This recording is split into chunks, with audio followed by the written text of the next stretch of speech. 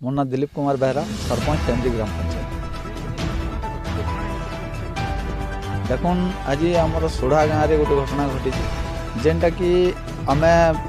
जानबार के पाइलु जे गोटे छुआ के झुरी मारबार आलरे गोटे पिला डाकी नहीं जाके मर्डर कर स्थिति एंता देखला जना लगुच से दुष्कर्म भी करा 4 ରୁ 5 वर्षिया गोटे झीटे आम जानबार के पाइलु जे खबर कागज टीवी रे आम जानूलु जे ई प्रकार घटना घटसी बोली किंतु अंचल रे गोटे शोकर छाया खेली जाइए गोटे छुआ गोटे के प्रकार निर्मम भाव हत्या करा अंचल लगी आउ समाज लगी गोटे माने गोटे बहुत दुखर कथा।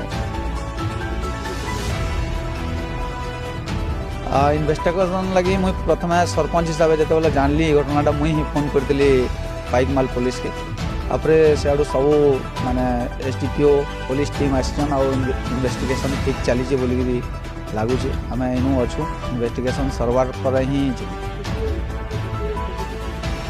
हाँ ताकू आम ग्रामवासी आ समस्ते जिम्मा देचु पुलिस पाखे से स्वीकार भी करिचे इनू गाँव रे जिते बेले बेसी लोग होइछन ताके पचरा उतरा करिछन से कहिছে जे मुई कामटा करिछे सेंता किछि आमे तो नहीं जानी से ताकर घरे रहउतला आ काम कला पर ताकर जन हत्या होइछे तार पर से ताकर घर के भी जाइतिला आ से छुआटा हजी जाइछे बोली से कहउतला बोली आमे सुनवार के कहि।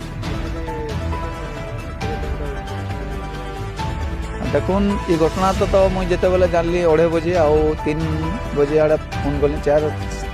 बजे आड़े पुलिस पहुँचली आ सेतकी बेलू इन्वेस्टिगेशन चली रात 12:30 1 बोलिक आम खबर पाऊँ। बर्तमान टाइम है 9:45 डॉग स्क्वाड साइंटिफिक टीम आइसन बोलिक कहून आज्ञा मैंने यहाँ हूँ आमर सोढ़ा रू पलसदा रास्तार गोटे साइड रे जंगल अच्छे सेटा पठारी डुंगरी कहसन आ से जगह के जेन जगह रे स्पॉट है